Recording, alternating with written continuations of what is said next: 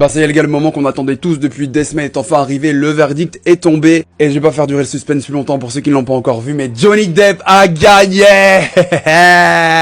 Bon par contre Johnny Depp était pas présent aujourd'hui, donc Johnny si tu vois mon TikTok, t'as gagné en fait. Amber, elle, était présente aujourd'hui au tribunal, donc le verdict, elle a immédiatement entendu et subi clairement. Elle a déjà posté quelque chose sur Instagram, je pense qu'elle avait déjà prévu le coup, parce que c'est pas possible d'avoir posté 10 minutes après le...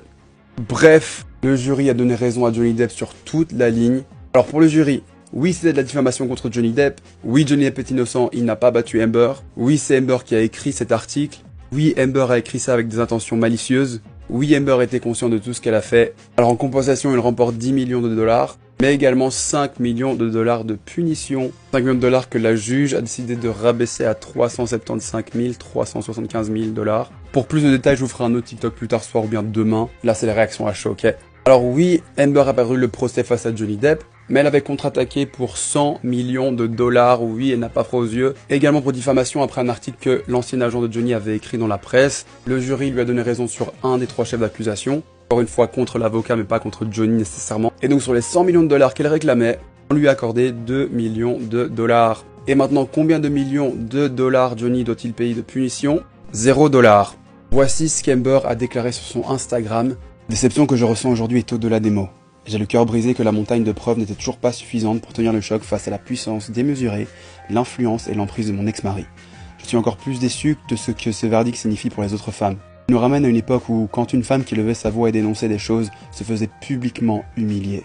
C'est un revers. Cela fait rétrograder l'idée que la violence à l'égard des femmes doit être prise au sérieux. Je crois que les avocats de Johnny ont réussi à amener le jury à négliger la question clé de la liberté d'expression et ignorer des preuves si concluantes que nous avions gagnées au Royaume-Uni.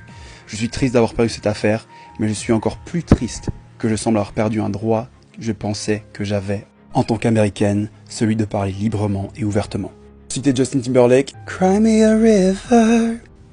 J'ai vraiment toujours essayé de faire de mon mieux pour être neutre dans l'histoire, même si bon, parfois... Mais j'ai bien essayé, on me l'a déjà dit. Maintenant, justice a été rendue, c'est officiel. Donc Amber...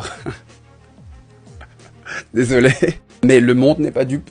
Les avocats de Johnny n'étaient pas dupes. Je suis heureux que le jury n'était pas dupe. Amber, tu as menti. Amber, tu as battu Johnny. Amber, tu t'es fait de la porte-parole des femmes battues alors que tu étais une abuseuse. Amber, tes mensonges ont traîné un homme dans la boue. Un homme que tu avais abusé physiquement et mentalement. Surtout Amber, tu avais dit à Johnny, vas-y Johnny, va le dire au monde. Moi, Johnny Depp, je suis un homme battu et tu verras qui te croira. Et ben voilà, le jury l'a cru, le monde entier l'a cru. Je suis tellement heureux que cette fois-là, il t'avait écouté. C'était un très bon conseil de ta part.